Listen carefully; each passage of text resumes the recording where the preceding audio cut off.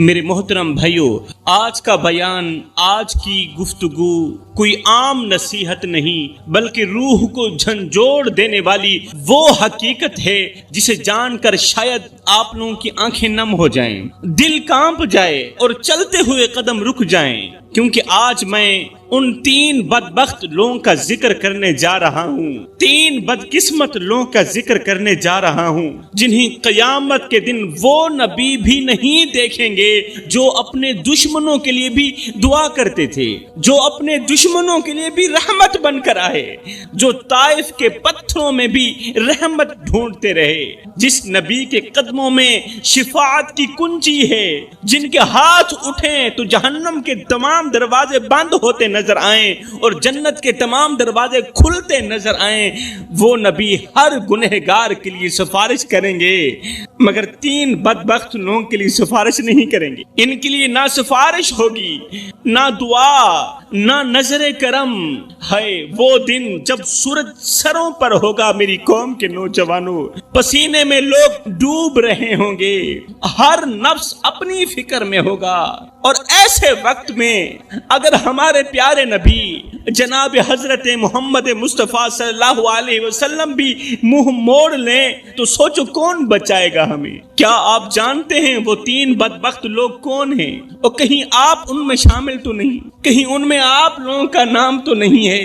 اور کہیں ان بدبخت لوگوں میں آپ تو شامل نہیں جن کی طرف ہمارے نبی دیکھنا بھی گوارا نہیں کریں گے؟ جس شخص کی طرف ہمارے نبی نہیں دیکھیں گے قیامت کے دن تو یوں سمجھو وہ شخص برباد ہو گیا، اس کی بخشش کے دروازے بند ہو گئے۔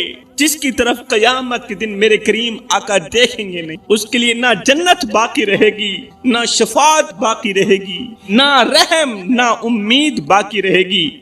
حضرت شیخ سعدی رحمت اللہ تعالی علیہ فرماتے ہیں کہ یہ 3 بدبخت لوگ جنہیں قیامت کے دن اللہ کے محبوب کی شفاعت نصیب نہیں ہوگی، یہ اتنے منحوس لوگ ہیں اس دنیا میں کہ اگر تم ان کو کسی راستے سے آتا ہوا دیکھو تو وہ راستہ بھی چھوڑ دو۔ وہ لوگ اس قدر منحوس لوگ ہیں۔ اگر یہ 3 لوگ جن کے بارے میں اللہ کے نبی نے فرمایا کہ قیامت کے دن میں ہر ایک گنہگار کی سفارش کروں گا مگر 3 بدقسمت لوگوں کی سفارش نہیں کروں گا، حضرت شیخ سعدی رحمت اللہ تعالی علیہ فرماتے ہیں کہ اگر یہ 3 لوگ کسی راستے سے آ رہے ہوں، ادھر سے یہ 3 لوگ آ رہے ہوں، ادھر سے آپ لوگ آ رہے ہوں، تو ان 3 لوگوں کا منحوس چہرہ دیکھ کر وہ راستہ بھی چھوڑ دو، جی وہ راستہ بھی چھوڑ دو۔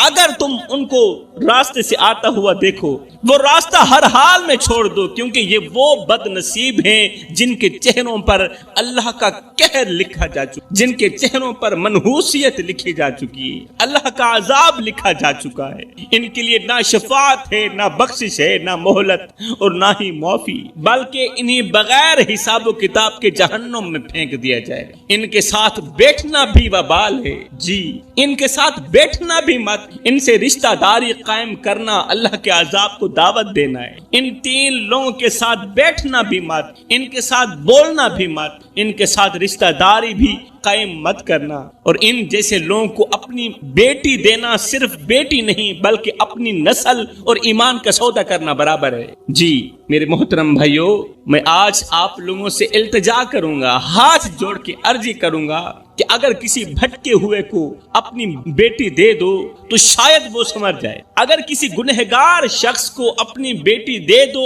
شاید وہ سنور جائے، توبہ کر لے، مگر ان 3 بدبختوں کو اپنی بیٹی مت دینا۔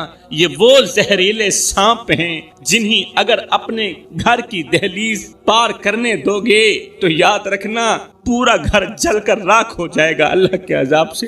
میرے کریم نبی نے فرمایا، صحابہ میں قیامت کے دن ہر ایک گنہگار کی سفارش کروں گا مگر 3 لوگوں کی سفارش نہیں کروں گا۔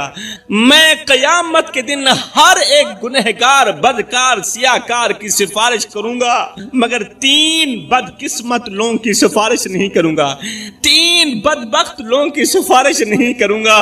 ہائے یہ سننا ہی تھا کہ صحابہ چیخ اٹھے، صحابہ کرام تڑپ اٹھے، آنکھوں سے آنسو بہنے لگے کہ کہیں ہم ان 3 لوگوں میں شامل تو نہیں، اور جن کی آقا سفارش نہیں کریں گے کہیں ہم ان میں شامل تو نہیں۔ یہ صحابہ کرام کی عاجزی تھی کہ وہ نیکیوں پر بھی ڈرتے تھے، دن رات عبادت کرتے تھے، پھر بھی ڈرتے تھے کہ کہیں رب ناراض نہ ہو جائے، کہیں رب ہم سے خفا نہ ہو جائے۔ میرے نبی نے فرمایا صحابہ 3 بدبخت لوگ ایسے ہیں جن کی قیامت کے دن محمد سفارش نہیں کرے گا، سفارش کرنا تو رہی دور کی بات، محمد ان کی طرف دیکھنا بھی گوارا نہیں کرے گا۔ صحابہ کرام نے عرض کی یا رسول اللہ، سونیا وہ کون سے بدبخت لوگ ہیں، وہ کون سے بدقسمت لوگ ہیں جن کو قیامت کے دن آپ دیکھنا بھی گوارا نہیں کریں گے؟ میرے نبی نے فرمایا پہلا جو زندگی میں شراب پیتا تھا اور شراب پیتے پیتے بغیر توبہ کے مر گیا، جو ساری زندگی شراب پیتا رہا اور شراب پیتے پیتے بغیر توبہ کے مر گیا، صحابہ گواہ رہنا ایسے شخص کی محمد سفارش نہیں کرے گا۔ اللہ کرے میری یہ آواز کسی شرابی کے کان میں اتر جائے، میں ہاتھ جوڑ کر خیرات مانگتا ہوں، میرے بھائی چھوڑ دے یہ شراب، اس شراب نے نہ جانے کتنی زندگیاں نگل لی، نہ جانے کتنے آنگن اجاڑ دیے، کتنے بچوں کو باپ کے ہوتے ہوئے یتیم کر دیا۔ آج کتنی عورتیں ہیں جو شوہر کے ہوتے ہوئے بھی بیوہ جیسی زندگی گزار رہی ہیں، اور وجہ صرف شراب ہے۔ میرے بھائی اپنے محلے میں جا، نظر دوڑا، غور کر، کوئی حافظ کی ماں ہے، کوئی قاری کی ماں ہے، اور کوئی پرہیزگار کی ماں، کوئی راتوں کی تاریکیوں میں اٹھ کر رونے والے نوجوان کی ماں، کوئی تہجد گزار کی ماں، ایک لمحے کے لیے اپنے اندر کے مفتی سے پوچھ مجھے اتنا بتا کہ تیری ماں کس کی ماں ہے، اور کہیں وہ شرابی کی ماں تو نہیں، کہیں وہ گنہگار کی ماں تو نہیں، کہیں وہ نشئی کی ماں تو نہیں۔ ارے اس بیٹی کا کیا قصور جس کے لیے لوگ کہتے ہیں ہم اس کا رشتہ نہیں لیں گے اس لیے کہ اس کا باپ نشہ کرتا ہے۔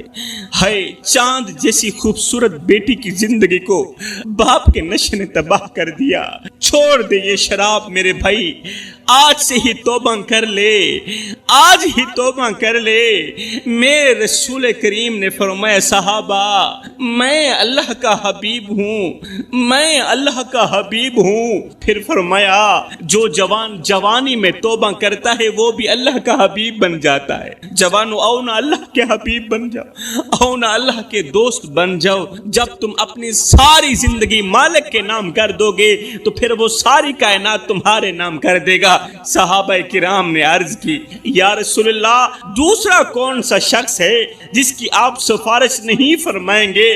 میرے رسول کریم نے فرمایا دوسرا وہ شخص جو ماں باپ کو دکھ دیتا ہے، ماں باپ کو دکھ دینے والا، ماں باپ کو درد دینے والا، ماں باپ کا جینا حرام کر دینے والا، یہ وہ بدقسمت انسان ہے، یہ وہ بدبخت شخص ہے جس کی قیامت کے دن محمد سفارش نہیں کریں گے۔ آج دنیا ایک باپ کے درد بھرے جملے سن رہی ہے، زمانہ ایک باپ کا درد سن رہا ہے، ایک باپ جو پوری زندگی اپنے بیٹے کے لیے روٹی جمع کرتا رہا، آج اس باپ کی آنکھوں میں نمی ہے، آج اس باپ کی آنکھوں میں آنسو ہیں، مگر ایک بیٹا ہے جو دنیا کے میلوں میں مصروف ہے، بیٹا دنیا کے میلوں میں مصروف، اور باپ درد بھری آواز میں کہہ رہا ہے، درد بھرے جملوں میں کہہ رہا ہے او میرے بیٹے جب سے تو پیدا ہوا تھا ہم نے اپنی ذات کے لیے جینا چھوڑ دیا،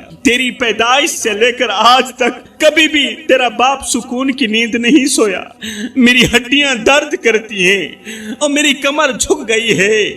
بیٹے تو گود میں تھا، میں اس وقت بھی تیرے لیے پریشان تھا اور میں آج بھی تیری وجہ سے پریشان ہوں۔ تو سوتا تھا ہم تیرے لیے جاگتے تھے، تو روتا تھا ہم تیرے لیے روتے تھے، تیرے ایک پہلو بدلنے پر ہم ہزاروں وسوسوں کا شکار ہوتے رہتے تھے، تیری ایک مسکراہٹ دیکھنے کے لیے میں ساری رات تڑپتا رہتا تھا، ساری رات خاک چھانتا رہا، محنت مزدوری کرتا رہا کہ مجھے کچھ ملے نہ ملے، میرے بیٹے کو روٹی کا ٹکڑا مل جائے۔ میرے بیٹے، تیری آہ پر ہماری آہ نکلتی، تیری ہائے پر ہماری ہائے نکلتی۔ میں نوجوان تھا، تو بچہ تھا، میں اپنی رگوں سے خون نکالتا رہا، تیری رگوں میں ڈالتا رہا۔ تو جوان ہوتا گیا، مجھ سے بڑھاپا جوانی چھنتا گیا۔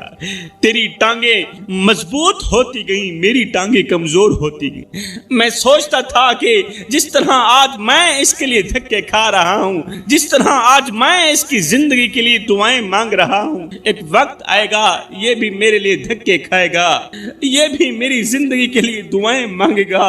لیکن بیٹے، تیرا لہجہ بدل گیا، تیری آنکھ بدل گئی، تیرے تیور بدل گئے۔ تو ایک دم مجھے گھور کے دیکھنے لگا، تو مجھے یوں سمجھنے لگا جیسے میں تیرا زر خریدا غلام ہوں۔ بیٹے، جب سے تو نے مجھے نوکر سمجھا، جب سے تو نے مجھے زر خریدا غلام سمجھا، تو میں نے اپنی 40 سالہ زندگی کو جھٹلا کر رکھ دیا۔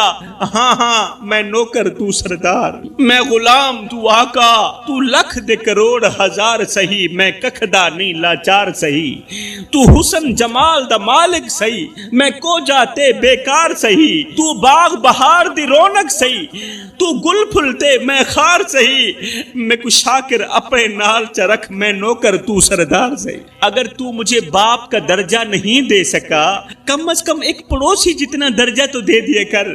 پڑوسی بھی پڑوسی کا حال چال پوچھ لیتا ہے، پڑوسی بھی پڑوسی کا درد سن لیتا ہے۔ کیا میں اس قدر گر چکا ہوں کہ تو مجھے پڑوسی سمجھنا بھی گوارا نہیں کرتا؟ اچھا میرے بیٹے، میں آج کے بعد تیرے سامنے نہیں آؤں گا، آج کے بعد تیری راہوں کا مسافر نہیں بنوں گا، مگر میرے بیٹے، مہینے میں ایک بار ہی صحیح مجھے ایک بار اپنی شکل دکھا دیا کر، کیونکہ جب میں تیری تصویر دیکھتا ہوں نا، مجھے زندگی کے سارے درد بھول جاتے ہیں، مجھے زندگی کے سارے غم بھول جاتے ہیں۔ ہائے، باپ نے تو 1 مہینے کا کہا تھا، مگر آج 10 سال گزر چکے ہیں، بیٹے نے باپ کا نام تک نہیں لیا۔ شکل دکھانا تو رہی دور کی بات، آج باپ کے کان بیٹے کی آواز سننے کے لیے ترس رہے ہیں، باپ کی آنکھیں بیٹے کو دیکھنے کے لیے ترس رہی ہیں۔ ہجر تیرا جے پانی منگے تے میں کھونے نہ دے کینا، جی کر دے تینوں کول بٹھا کے درد پرانے چھیڑا۔ صحابہ کرام نے عرض کی، یا رسول اللہ، سونیا تیسرا شخص کون سا ہے جس کی قیامت کے دن آپ سفارش نہیں کریں گے؟ میرے رسول کریم نے فرمایا، تیسرا وہ شخص جو دنیا میں لوگوں کا دل دکھاتا رہا، دکھی لوگوں کے دلوں پر وار کرتا رہا، لوگوں کا جینا حرام کرتا رہا، جو مسکراتے چہروں کو آنسو دیتا رہا، جو امید بانٹنے کے بجائے ان کے خواب توڑتا رہا۔ خدا راو میرے بھائیو، کسی کو اتنا مت ستاؤ کہ وہ اللہ کے سامنے تمہارا نام لے کر رو پڑے۔ اگر اس نے ایسا کر لیا تو یاد رکھنا، خدا کی قدرت تمہارا جینا حرام کر دے گی۔ اللہ چپ ضرور ہے مگر بے خبر نہیں ہے۔ میرے رب کو بے خبر مت سمجھنا، اس کی چپ سے ناجائز فائدہ مت اٹھانا۔ یہ جو دل ہے نا، یہ اللہ کا گھر ہے، اور اللہ کے گھر کو ویران کرنے والے کبھی آباد نہیں رہتے۔ اگر ایسا کرو گے تو یاد رکھنا، دنیا میں رہتے ہوئے بھی قبر جیسی زندگی گزارو گے، سانسیں چل رہی ہوں گی مگر چین نصیب نہیں ہوگا، پھر جسم سلامت ہوگا مگر دل زخمی ہوگا۔ اگر تم نے کسی کو بے وجہ رلایا تو یاد رکھنا، بستر ہوگا مگر نیند نہیں آئے گی، زندگی ہوگی مگر زندگی جیسی نہیں ہوگی۔ اللہ فرماتا ہے، میرے بندے، کسی کو دکھ دے کر، کسی کو درد دے کر، کسی کو ایک پل کے لیے غم دے کر میرے دروازے پر اپنی خوشی کی خیرات مانگنے مت آنا، اور کسی کو ایک پل کی خوشی دے کر پھر اپنی پریشانی کی فکر مت کرنا، پھر اپنی پریشانی کی پرواہ مت کرنا۔ آج کتنے لوگ ہیں جو اللہ کے بندوں کا جینا حرام کر کے بڑے آرام سے کہتے ہیں کیا ہوا، ایسے تو چلتا ہی رہتا ہے۔ کسی کی بیٹی کی عزت روند کر، کسی کی بیٹی کی عزت کی دھچیاں اڑا کر کہتے ہیں کیا ہوا؟ زمانہ ایسا ہی ہے۔ زمینوں پر ناجائز قبضہ کر کے کہتے ہیں کیا ہوا؟ یہ سب تو ہوتا ہی رہتا ہے۔ او ظالم، تجھے تو شاید کسی کا درد دکھائی نہیں دیتا، تجھے تو شاید کسی کی تکلیف دکھائی نہیں دیتی، تو لوگوں کے آنسو بہا کر سمجھتا ہے یہ معمولی سی بات ہے۔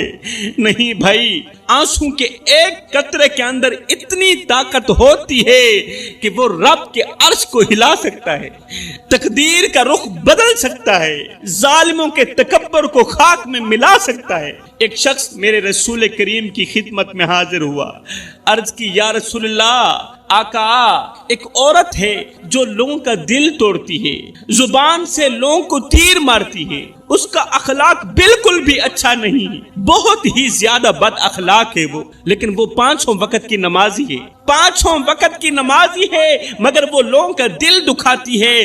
بتائیں ایسی عورت کے بارے میں، ایسی عورت کے بارے میں آپ کا کیا ارشاد ہے؟ میرے نبی نے 2 ٹوک جواب دیا، فرمایا ایسی عورت جہنم میں جائے گی۔ کیوں؟ اس کا اخلاق اچھا نہیں، نماز پڑھتی ہے، اخلاق اچھا نہیں ہے، نماز اللہ کی پاک بارگاہ میں قبول نہیں ہے۔ اتنے میں دوسرا شخص آیا، کہنے لگا یا رسول اللہ، میرے محلے میں ایک عورت رہتی ہے، وہ نمازیں تو کم پڑھتی ہے، قرآن تو کم پڑھتی ہے، مگر اس کا اخلاق بہت اچھا ہے، اس نے کبھی کسی کا دل نہیں توڑا، کبھی کسی کے دل پر وار نہیں کیا، ہماری عورتیں اس کی لمبی عمر کے لیے دعائیں کرتی ہیں۔ ایسی عورت کے بارے میں آپ کا کیا حکم ہے؟ میرے نبی نے فرمایا ایسی عورت جنت میں جائے گی، ایسی عورت جنت میں جائے گی، اور اس کا اخلاق، اس کی اچھی زبان ایک نہ ایک دن اسے 5 وقت کی نماز بھی بنا دے گی۔ تو فرمایا میرے نبی نے اے صحابہ، سب کچھ کرنا، یہ 3 گناہ کبھی نہ کرنا، اگر یہ 3 گناہ کرو گے تو یاد رکھنا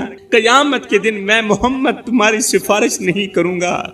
جو لوگ اپنی زندگی میں یہ 3 گناہ بڑے شوق سے کرتے ہیں، ان کی زندگیوں میں سکون کے جنازے اٹھ جاتے ہیں۔ میرے بھائیوں، وہ سکون کی سانس نہیں لے پاتے اپنی مختصر سی زندگی میں۔ وہ مال تو کماتے ہیں مگر مال میں برکت نہیں ہو، وہ رزق کماتے ہیں مگر یہ رزق ان کے لیے وبال بن جاتا ہے، ان کی اولاد ان کی نافرمان بن جاتی ہے، تب تک جب تک یہ لوگ ان 3 گناہوں سے سچی اور پکی توبہ نہیں کر لیتے۔ ریت کے ذروں کے برابر خطائیں کرنا، ریت کے ذروں کے برابر گناہ کرنا، میرے محمد کا رب تمہیں معاف کر دے گا، مگر یہ 3 گناہ کبھی نہ کرنا۔ ان 3 گناہوں سے ہمیشہ ہمیشہ بچنا، کیونکہ یہ وہ گناہ ہیں جنہیں اللہ تعالیٰ کبھی معاف نہیں کرے گا، کبھی بھی معاف نہیں کرے گا۔ جوانو، یہ زندگی تمہیں ایک بار ملی ہے اور اس جوانی کا ہر لمحہ قیمتی ہے۔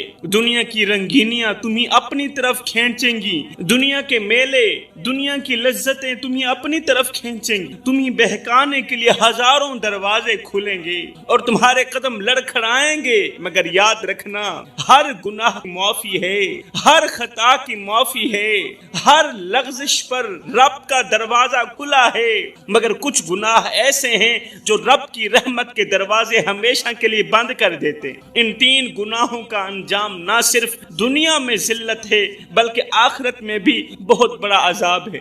یہ بات تمہارے دل پر نقش ہو جانی چاہیے کہ رب بہت مہربان ہے مگر عدل کرنے والا بھی ہے۔ اللہ مہربان ہے، عدل کرنے والا بھی ہے، انصاف کرنے والا بھی ہے اور انصاف پسند بھی ہے، اس کی معافی وسیع ہے، مگر وہ ان 3 گناہوں کو کبھی معاف نہیں کرے گا جن میں اس کی ناراضگی چھپی۔ اللہ تعالیٰ جن 3 گناہوں سے سخت نفرت کرتا ہے، یہ 3 گناہ کبھی معاف نہیں کرے گا۔ اس کی عظمت کو چیلنج کیا گیا ہو جن گناہوں میں، یا اس کے بندوں پر ظلم کیا گیا ہو جن گناہوں میں۔ میرے محترم بھائیو، یہ مت سمجھنا کہ وقت ہمیشہ تمہارے ساتھ رہے گا، یہ مت سمجھنا کہ جوانی ہمیشہ باقی رہے گی، اور یہ ہرگز گمان مت کرنا کہ موت تم سے دور ہے۔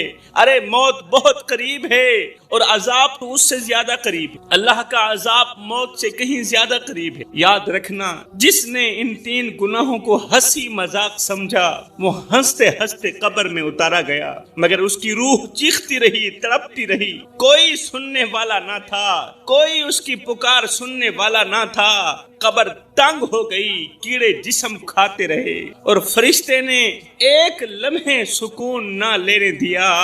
اس وقت صرف ایک سوال اٹھ رہا تھا، کیا یہی زندگی تھی جس پر تم اترا رہے تھے؟ قبر کے اندر صرف ایک ہی سوال گونج رہا تھا اور گونجے گا، کیا یہی زندگی تھی جس پر تم اتراتے تھے، جس پر تم فخر کرتے تھے، خود کو دوسروں سے افضل سمجھتے تھے، خود کو دوسروں سے بڑھ کر سمجھتے تھے اور دوسروں کو خود سے کمتر سمجھتے تھے؟ ایسا نہ ہو کہ تم رات کو سونے جاؤ اور صبح تمہاری لاش اٹھے، ایسا نہ ہو کہ تم گناہوں میں ڈوبے رہو اور اچانک موت آ جائے اور توبہ کا ایک لفظ بھی نہ کہہ سکو، کہیں ایسا نہ ہو، کیونکہ موت جب آتی ہے تو دستک دے کر نہیں آتی، ویسے تو موت ہمیں بتا کر آتی ہے، ویسے تو موت ہمیں پیغام دے کر آتی ہے کہ میں آ رہی ہوں، ملک الموت بتا کر آتا ہے، کیونکہ حضرت سیدنا یعقوب علیہ السلام نے کہا تھا اے ملک الموت جب میری روح نکالنے آنا تو پہلے مجھے بتانا۔ ملک الموت نے کہا ٹھیک ہے۔ ملک الموت جو روح نکالتا ہے، بندوں کو مارنے والا فرشتہ، کہنے لگا ٹھیک ہے،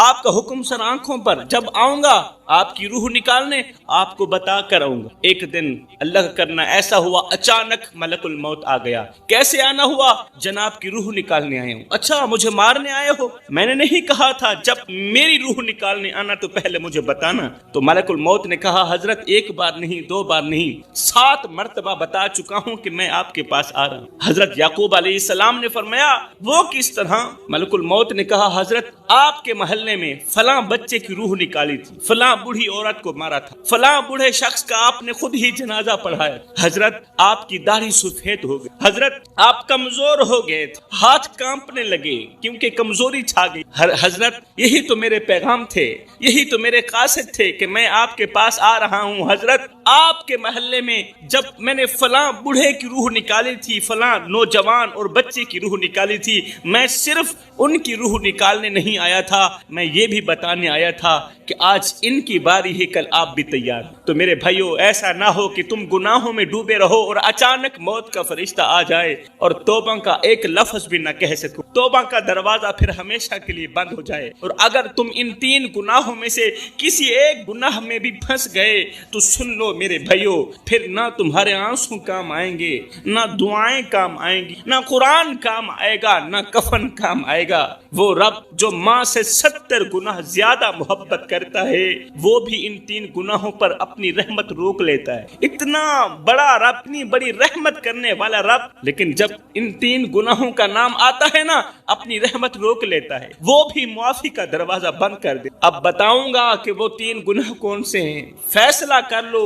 جوانی ہے، طاقت ہے، ہمت ہے، اگر ہمت ہے تو پھر اللہ کو مان، ہمت ہے تو پھر اللہ کی مان، ورنہ کل قبر تمہیں ایسے دبوچے گی، ایسے دبوچے گی جیسے شکار کو درندہ نوچتا ہے۔ میرے رسول کریم صلی اللہ علیہ وسلم نے فرمایا صحابہ 3 گناہوں سے اللہ تعالیٰ سخت نفرت کرتے، یہ وہ گناہ ہیں جو زمین کو ہلا دیتے، آسمان کے فرشتے کانپتے ہیں اور رب کا غضب بھڑک، یہ وہ گناہ ہیں جن کی بدبو عرش تک جاتی ہے اور اللہ اپنی رحمت کے دروازے بند کر دیتا ہے۔ یہ وہ گناہ ہیں جو انسان کو غربت کی دلدل میں اس طرح پھنساتے ہیں کہ باہر نکلنے کو کوئی راستہ ہی نہیں ملتا۔ جوانو اگر رب کسی چیز سے سخت نفرت کرے تو سمجھ لو وہ چیز تمہارے لیے جہنم کا دروازہ، اگر اللہ کسی چیز سے سخت نفرت کرے یقین کر لو وہ چیز تمہارے لیے جہنم کا دروازہ ہے۔ وہ گناہ تمہاری ہنسی چھین لے گا، سکون ختم کر دے گا، وہ تمہیں ایسی بربادی میں دھکیل دے گا جس سے تم کبھی نہیں نکل سکو گے۔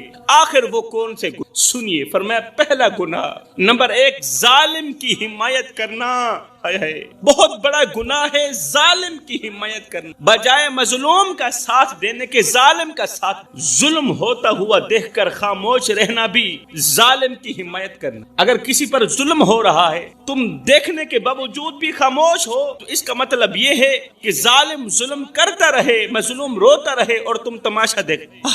آج فلسطین کی گلیوں میں خون بہ رہا ہے، بچے اپنے کٹے ہوئے ہاتھ اٹھا کر آسمان کی طرف دیکھ رہے ہیں جیسے وہ پوچھ رہے ہوں اللہ ہم نے کیا گناہ کیا تھا، تیرا کیا بگاڑا تھا۔ ہائے غزہ کی ہر دیوار پر خون ہے میرے بھائیو، ہر گھر میں ماتم ہے اور ہر چوتھا قدم قبر ہے، مگر ہم خاموش ہیں۔ او جوانو، ہم کیوں اتنے بے حس ہو گئے کہ چیختی لاشیں بھی ہمیں نہ جگا سکیں؟ اگر ہم آج بھی نہ جاگے تو کل کی تاریخ میں ہم بزدل لکھے جائیں گے۔ اگر ہم آج بھی نہ جاگے کل کی تاریخ میں ہم ڈرپوک لکھے جائیں گے۔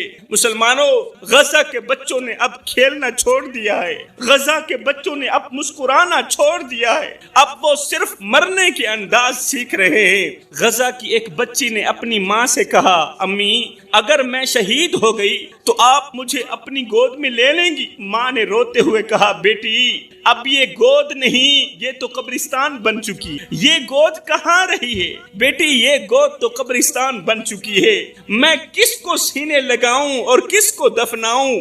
میری گود میں تو پہلے ہی 2 شہزادے پڑے ہیں جو ہمیشہ کے لیے خاموش ہو چکے ہیں۔ دکھ اس بات کا ہے کہ ایک طرف ایک بھائی مر رہا ہے، درد اس بات کا ہے کہ ایک طرف ایک مسلمان بھائی مر رہا ہے اور دوسرا بھائی اسے اس قدر ذلیل اور رسوا ہوتا دیکھ کر بھی کہتا ہے یہ مسئلہ سیاسی مسئلہ ہے۔ بھائی پر اتنا ظلم دیکھ کر بھی، ظلم کے پہاڑ دیکھ کر بھی دوسرا بھائی یہ کہہ رہا ہے کہ یہ مسئلہ سیاسی مسئلہ ہے۔ نہیں بھائی، یہ سیاسی مسئلہ نہیں، یہ غیرت کا مسئلہ ہے، یہ انسانیت کا جنازہ ہے، کیونکہ ہماری غیرت مر گئی ہے، ہم زندہ ہو کر بھی مردہ ہو چکے ہیں۔ ہمارے دل اس قدر پتھر ہو گئے کہ غزہ کی لاشوں کے ڈھیر پر بھی ہم سکون کی نیند سو جاتے ہیں۔ لاشوں کے ڈھیر پر بھی جو قوم سکون کی نیند سو جائے، کیا ان کی غیرت زندہ ہوتی ہے؟ ہائے ایمان بازاروں میں بکتے رہے، سستی قیمت پر ہم نے اپنا ضمیر بیچ دیا۔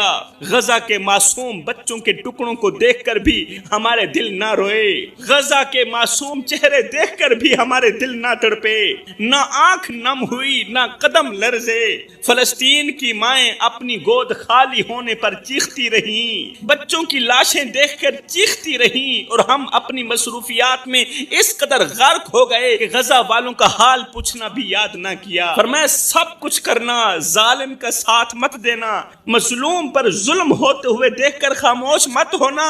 یہ اس بات کی علامت ہوگی، یہ اس بات کی علامت ہوگی کہ تم نے مظلوم کا ساتھ نہیں دیا، ظالم کی حمایت کی ہے۔ اگر تم لوگ خاموش رہے تو فرمایا سب کچھ کرنا، یہ ایک گناہ کبھی نہ کرنا۔ دوسرا گناہ، والدین کو دکھ مت دینا، والدین کو دکھ دینا، درد دینا، یہ بہت بڑا گناہ ہے۔ والدین کی قربانیوں کو فراموش کر دینا، یہ بہت بڑا گناہ ہے۔ یہ وہ گناہ ہے جس کی وجہ سے اللہ تعالیٰ بندے سے سخت نفرت کرتا ہے۔ جس نے ماں باپ کے سینے پر وار کیا، جس نے ماں باپ کے سینے پر وار کیا، وہ کبھی زندگی کی جنگ نہیں جیت سکا۔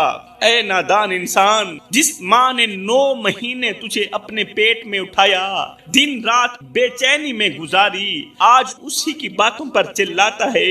وہ باپ جس نے تیرے نام پر اپنی جوانی قربان کر دی، آج تو اس باپ کے آگے لاتا ہے، اس باپ کی باتیں تجھے اچھی نہیں لگ۔ یاد رکھ، جس نے ماں کی ممتا کو ٹھکرا دیا، اس کی قسمت خود اس پر لعنت بھیج۔ جس نے باپ کی قربانیوں کو فراموش کر دیا، اس کی قسمت خود اس پر لعنت بھیجتی رہی۔ جس باپ نے دھوپ میں جل کر تیرے لیے سائے کا انتظام کیا، وہی باپ آج تیرے لفظوں سے جھلس رہا ہے۔ تیرے لفظ اس باپ کو تڑپا کے رکھ دیتے۔ جس طرح ماں کی ایک دعا تجھے آسمان تک پہنچا سکتی ہے نا، اسی طرح ماں کا ایک آنسو تجھے زمین کے اندر دفن بھی کر سکتا، زمین کے اندر دھنسا بھی سکتا۔ ماں کی آنکھ سے نکلا پانی رب کے قہر کو دعوت دیتا ہے میرے بھائیوں۔ اس لیے کبھی بھی اپنے والدین کو دکھ مت دینا۔ کتنے جوان راتوں کو ہنستے ہنستے سوئے مگر صبح قبروں میں پڑے تھے۔ اللہ کے نبی نے فرمایا، جس نے ماں باپ کو رلایا، قیامت کے دن وہ نہ اللہ کو دیکھے گا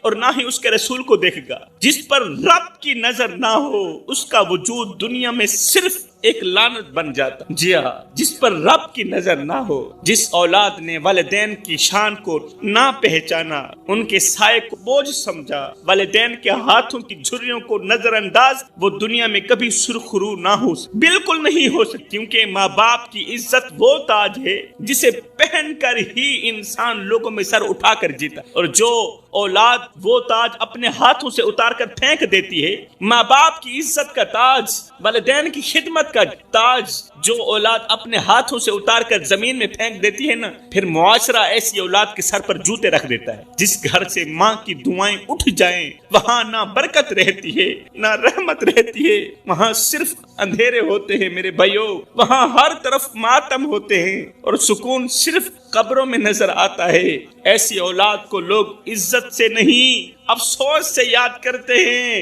لوگ ایسی اولاد کا حال تک نہیں پوچھتے بلکہ مثالیں دیتے ہیں کہ فلاں کی ماں نے اسے بد دعا دی، فلاں کے باپ نے اسے بد دعا دی۔ والدین کو رلانے والی اولاد دنیا میں ایسے بکھرتی ہے جیسے طوفان میں چراغ بکھرتا ہے، نہ کوئی سنبھالنے والا ہوتا ہے نہ کوئی پوچھنے والا ہوتا ہے۔ اس کی عزت، اس کی دعائیں، اس کی پہچان سب کچھ اسی دن دفن ہو جاتی ہے جب ماں کے دل سے پھر لوگ ایسی اولاد کو چھوڑ دیتے ہیں، رشتے بھاگ جاتے ہیں۔ وقت اسے آئینہ دکھاتا ہے کہ جو تو نے ماں باپ کے ساتھ کیا وہ اب تیرے ساتھ ہو رہا، اب دنیا وہی تیرے ساتھ کر رہے۔ تو فرمایا سب کچھ کرنا، والدین کو دکھ مت دینا، والدین کو درد مت دینا، خصوصاً بوڑھے باپ کی عزت والی پگڑی کسی کمینے کی پاؤں تلے نہ رو۔ زندگی میں کوئی ایسا کارنامہ سر انجام مت دینا کہ تیرے کالے کرتوت کی وجہ سے تیرے بوڑھے باپ کی عزت والی پگڑی کسی کمینے کے پاؤں تلے رو دی جائے۔ فرمایا تیسرا گناہ، کبھی بھی کسی کا دل نہ دکھانا، کسی کا بھی دل، کسی کو دکھ دے کر، کسی کو درد دے کر، کسی کو غم دے کر تجھے کیا لگتا ہے کہ تو ساری زندگی ایسے ہی مسکراتا رہے گا؟ نہ بندے نہ، بس وقت کے الٹنے کی دیر ہے، تیری باری بھی دور نہیں ہے۔ اس لیے کہ زندگی کے کسی نہ کسی موڑ پہ اپنا کیا آخر بھگت نہیں پڑتا ہے۔ میں دعا کرتا ہوں اللہ ہمیں ان 3 گناہوں سے جلد از جلد توبہ کرنی توفیق عطا۔ اللہ ہم سب بھائیوں کو وہ نیک کام کرا دے جس پر تو بھی راضی ہو جائے، تیرا محبوب بھی راضی ہو جائے۔ آمین ثم آمین، وما علینا الا البلاغ۔